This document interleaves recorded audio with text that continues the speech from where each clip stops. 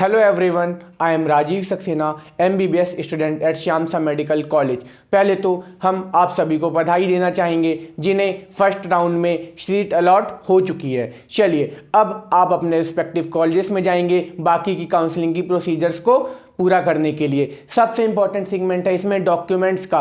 Documents के बिना आपकी काउंसलिंग कुछ नहीं है, तो सबसे इंपॉर्टेंट सेगमेंट है डॉक्यूमेंट्स का। आपको इन्हीं का वेरिफिकेशन कराना है, तो वीडियो को लास्ट तक देखें। अगर इसमें से एक भी डॉक्यूमेंट आपके पास कम हुआ या उसमें मिस्टेक हुई तो आपको मिली हुई सीट छोड़कर वापस घर आना पड़ सकता है। तो इस वीडियो को लास्ट तक देखें और कोई भी गलती ना करें। चलिए पहला अपन का डॉक्यूमेंट है नीट एग्जाम एडमिट कार्ड। आप एडमिट कार्ड जो नीट एग्जामिनेशन के टाइम पर ले गए थे, कोशिश करें कि वही एडमिट कार्ड आप अभी काउंसलिंग पे अपने कॉलेज में भी लेकर जाएं। लेकिन बहुत सारे ऐसे बच्चे होते हैं जिनका एडमिट कार्ड खो जाता है, तो वो क्या करें कि जिस पेन से उन्होंने नीट एग्जामिनेशन दिया है उसी कलर के पेन से इस पर भी साइन करें। हमारे कॉन्टेक्ट में ऐसे कई सारे केसेज आए थे कि बच्चों ने ब्लू पेन से साइन कर दिया था लेकिन उन्हें नीट एग्जामिनेशन के टाइम पर ब्लैक पेन मिला था। इसकी वजह से उनसे एफिडेविट भरवाया गया था और उनका पूरा का पूरा दिन वेस्ट हो गया था। तो आप ये गलती अवॉइड करें। चलिए अब अपन बात करेंगे दूसरे सेगमेंट की जिसका नाम है नीट रिजल्ट। दूसरा डॉक्यूमेंट तो नीट रिजल्ट, ये आपको पास पूरा का पूरा आपका पीडीएफ होगा, तो बस इसको रखें, इसका है ना, इसका डॉक्यूमेंट्स निकलवा कर रखें। चलिए अब अपन तीसरे डॉक्यूमेंट की बात करेंगे नीट रजिस्ट्रेशन रिसीट। ये वो पूरे डॉक्यूमेंट्स हैं जो आप जब आपने एमपी ऑनलाइन में रजिस्ट्रेशन करवाया होगा नीट के लिए, उस टाइम पर 3-4 पेजेस के आपको पूरा रजिस्ट्रेशन रिसीट मिली होगी, तो वो आप अपने पास अच्छे से उसको रखें। चलिए फोर्थ डॉक्यूमेंट की अपन बात करेंगे अलॉटमेंट लेटर। ये वही अलॉटमेंट लेटर है जो फर्स्ट राउंड में आपको डीएमई द्वारा इशू किया गया है, तो इसको भी अपने पास जरूर रखें क्योंकि यही प्रूफ है कि आपको कौन सा कॉलेज मिला है। चलिए अब अपन बात करेंगे मार्कशीट की। मार्कशीट आपको कौन सी रखना है? 10th की रखना है, 11th की रखना है एंड 12th की रखना है। इन 3 मार्कशीट को जरूर रखें। जनरली बच्चे 11th की मार्कशीट भूल जाते हैं, तो 11th की मार्कशीट भी आपको रखना है। चलिए अब अपन बात करेंगे कैरेक्टर सर्टिफिकेट। तो ये सब तो स्कूल से इशू होते हैं, आपके पास होंगे, ऐसे ही ट्रांसफर सर्टिफिकेट और ऐसे ही माइग्रेशन सर्टिफिकेट। चलिए अब एक और इंपॉर्टेंट इसमें डॉक्यूमेंट है एमपी डोमिसाइल सर्टिफिकेट। क्योंकि आप एमपी के काउंसलिंग में पार्टिसिपेट कर रहे हैं इसलिए आप यहाँ के मूल निवासी हैं, इसके लिए आपको एमपी डोमिसाइल सर्टिफिकेट होना बहुत जरूरी है। चलिए अब अपन अपने नेक्स्ट डॉक्यूमेंट की बात करेंगे कास्ट सर्टिफिकेट। अगर आप कोई स्पेशल कास्ट के लिए अप्लाई कर रहे हैं तो उसके लिए आपको कास्ट सर्टिफिकेट होना चाहिए। फॉर एग्जांपल अगर आप ओबीसी या एसटी एससी कैटेगरी के लिए अप्लाई कर रहे हैं तो आपके पास अपने कास्ट का सर्टिफिकेट होना चाहिए। चलिए अब अपन बात कर रहे हैं इनकम सर्टिफिकेट। अगर आप ओबीसी या ईडब्ल्यूएस जैसी कैटेगरीज के लिए पार्टिसिपेट कर रहे हैं तो उसके लिए आपको इनकम सर्टिफिकेट होना जरूरी है, नहीं तो आपको वहां पर एक एफिडेविट बनवाया जाएगा जिसमें आपको अपनी इनकम मेंशन करनी पड़ेगी। इसलिए आप अपना इनकम सर्टिफिकेट जरूर लेकर जाएं अगर आप ओबीसी नॉन क्रीमी लेयर के बच्चे हैं या आप ईडब्ल्यूएस के बच्चे हैं तो। अब अपन बात कर रहे हैं डिसएबिलिटी सर्टिफिकेट की। अगर आप फिजिकल हैंडीकैप्ड कोटा से पार्टिसिपेट कर रहे हैं तो आपके पास ये डॉक्यूमेंट होना जरूरी है। चलिए इसी प्रकार अगर आप बाकी किसी कोटा से पार्टिसिपेट कर रहे हैं, मिलिट्री कोटा हो गया या फ्रीडम फाइटर कोटा हो गया, तो आपको उसका भी सर्टिफिकेट होना बहुत जरूरी है। एक बच्चे नॉर्मली गलती करते हैं, ऐसे बच्चे जिनके पेरेंट्स सीआरपीएफ में है, वो पूरी अर्ध सैनिक कहलाता है, तो ऐसे बच्चों का सैनिक कोटा नहीं बनता है। एक केस आया था, उस बच्चे के फादर सीआरपीएफ में थे लेकिन उसको कॉलेज भी अलॉट हो चुका था, लेकिन जब वो सर्टिफिकेट बनवाने गया तो उसका सर्टिफिकेट नहीं बन पाया क्योंकि वहां उसे पता चला कि उसके फादर अर्ध सैनिक हैं। इस वजह से उसे लास्ट ईयर अपनी सीट गंवानी पड़ी थी। चलिए अब अपन बात कर रहे हैं ईडब्ल्यूएस सर्टिफिकेट की। तो अगर आप ईडब्ल्यूएस कोटा से पार्टिसिपेट कर रहे हैं तो आपके पास ईडब्ल्यूएस का सर्टिफिकेट होना जरूरी है। अब आपको आइडेंटिटी कार्ड कौन कौन सा लेकर जाना है? आप पैन कार्ड लेकर जा सकते हैं, ड्राइविंग लाइसेंस लेकर जा सकते हैं, वोटर आईडी लेकर जा सकते हैं, आधार कार्ड लेकर जा सकते हैं या अपने बैंक की पासबुक भी लेकर जा सकते हो। तो आप एक काम कर सकते हैं कि इनमें से जो भी डॉक्यूमेंट आपके पास हैं आप वो सारे डॉक्यूमेंट कॉलेज में अपने कैरी कर जाए।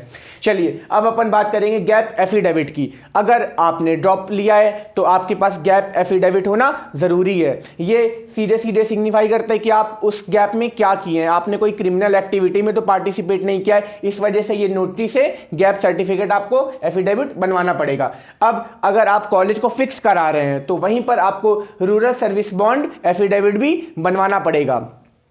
और साथ में एक और डॉक्यूमेंट है अपन का सीट लिविंग बॉन्ड। ये अगर आप कॉलेज सीट फिक्स कर रहे हैं तो आपको सीट लिविंग बॉन्ड भी, एफिडेविट भी बनवाना पड़ेगा। चलिए, और इसके लिए एक्स्ट्रा अमाउंट भी लगता है, इवन 15,000 प्लस रुपीज भी लग जाते हैं सीट लिविंग बॉन्ड और रूरल सर्विस बॉन्ड करने के लिए। तो आप इतना कैश लेकर जाएं कि आपको जो एक्स्ट्रा एफिडेविट में एक्स्ट्रा कैश लगेगा वो आप फुलफिल कर पाएं। चलिए, अब अपन बात करेंगे फोटोग्राफ्स की। तो फोटोग्राफ्स आपको दो तरीके की लेकर जाना है, एक पोस्ट कार्ड साइज लेकर जाना है, वो आप 2 फोटो लेकर जाएं, इसमें आपका काम हो जाएगा। लेकिन पासपोर्ट साइज की फोटो आपको 50 लेकर जाना है। अलग अलग कॉलेजेस में अलग अलग उसकी प्रोसीजर होती है, लेकिन मिनिमम 30 फोटोज तो वो पहले ही सबमिट करा लेते हैं और फिर बाकी हर जगह पर, अलग अलग जगह पर फोटोज की ज़रूरत पड़ती रहती है। मैं आपको एक ट्रिक और बता रहा हूं जिससे आपकी काउंसलिंग में टाइम बचेगा। आप क्या कर सकते हैं कि हर एक फोटो में आप पहले से अपना नाम लिख सकते हैं और उसमें साइन कर सकते हैं, क्योंकि ये कॉलेज में, मैक्सिमम कॉलेज में ये प्रोसीजर करवाते हैं। तो अगर आप इसको घर से ही कर जाएंगे तो कॉलेज में आपका टाइम बच जाएगा। साथ में आप नीट का रोल नंबर भी लिख सकते हैं। चलिए, अब अपन बात कर रहे हैं सीट लिविंग बॉन्ड, ये आपका हो गया सेगमेंट। चलिए, अब अपन फीस की बात कर रहे हैं। बहुत सारे बच्चों को जो कि फीस की प्रॉब्लम आती है, कई कॉलेज डीडी एक्सेप्ट कर लेते हैं लेकिन कई कॉलेज केवल एमपी ऑनलाइन से फीस करते हैं। तो आप ऐसी अपनी व्यवस्था बनाकर रखें कि आप तुरंत फीस जमा कर पाएं। आप किसी कैफे वाले से, या अगर आप खुद ही पर्सनल कर रहे हैं फीस जमा, तो आप ऐसे पूरा मैनेजमेंट, पूरा अमाउंट इतना बना कर रखें कि आप तुरंत वहां पर फीस जमा कर पाएं, आपको इसकी वजह से प्रॉब्लम ना हो।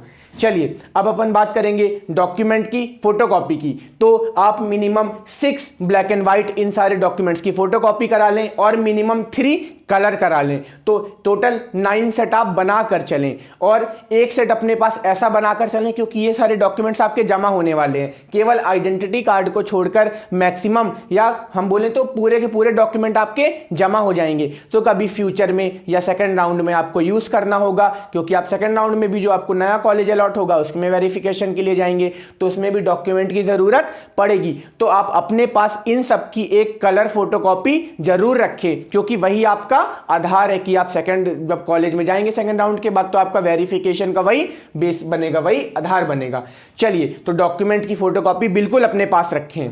उसके बाद कई कॉलेज में पेन ड्राइव की मांग भी करते हैं। पेन ड्राइव में आपको इन्हीं सब डॉक्यूमेंट्स को स्कैन करके डालना पड़ता है। तो एक पेन ड्राइव लेकर जाएं और बाद में जिस कॉलेज में जो वो डॉक्यूमेंट बोलेंगे उसी ऑर्डर में आपको उसमें डालना होगा पेन ड्राइव में। और टाइम सबसे इंपॉर्टेंट है। काउंसलिंग के अपन को ज़्यादा दिन नहीं मिले हैं, तो आप कोशिश करें कम से कम आप 3 से 4 दिन लेकर जाएं उस कॉलेज में, क्योंकि काउंसलिंग में मिनिमम 3 से 4 दिन तो लग ही जाते हैं। अगर आपने बाकी काम जैसे इसके अकॉर्डिंग पहले से कर लेंगे तो 2 दिन भी लग सकते हैं, लेकिन अभी अगर आप फर्स्ट टाइम ही करा रहे हैं तो आपको 3 दिन तो लग ही जाएंगे, क्योंकि बहुत सारी चीज़ें नहीं मिलेंगी। अब मैं आपको कुछ बेसिक बातें बता रहा हूँ जो गलतियाँ बच्चे जनरली करते हैं। पहले तो जब आप कॉलेज में काउंसलिंग के लिए जाएं तो पहले तो जो वहां पर फैकल्टी बैठी हुई हैं आप उनको जरूर विश कर दें। इससे क्या है, वो आपके लिए लीनियंट हो जाएंगे और आपको और इजीली वेरिफिकेशन मिल जाएगा और कम टाइम लगेगा। साथ में आपको कॉलेज में बहुत सारे सीनियर्स भी मिलेंगे, तो फ्यूचर में आपको उन सीनियर के साथ ही रहना है। तो बच्चे क्या होता है, शुरू में तो जाते हैं लेकिन वो सीनियर्स को विश नहीं करते हैं वहाँ पर, तो बस उन्हें हल्का सा विश कर दें तो वो आपके सीनियर डॉक्यूमेंट्स में भी हेल्प कर देंगे कि क्या डॉक्यूमेंट सेट करने में या बाकी में। मुझे याद है मेरे एक सीनियर थे, उन्होंने बहुत हेल्प किया था इसमें।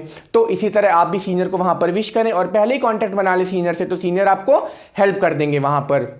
बाकी कॉलेज में जाएं, एंजॉय करें, ये आपके लाइफ का बेस्ट एक्सपीरियंस है, आपको खुशी होगी। बिल्कुल इस खुशी के साथ आप कॉलेज में जाएं, नए नए एक्सपीरियंस लें। ऑल द बेस्ट आप सभी को। और बाकी फर्दर वीडियोस के लिए हमारे चैनल को देखते रहें, इसमें आपको और जानकारी मिलती रहेगी। चलिए, थैंक यू।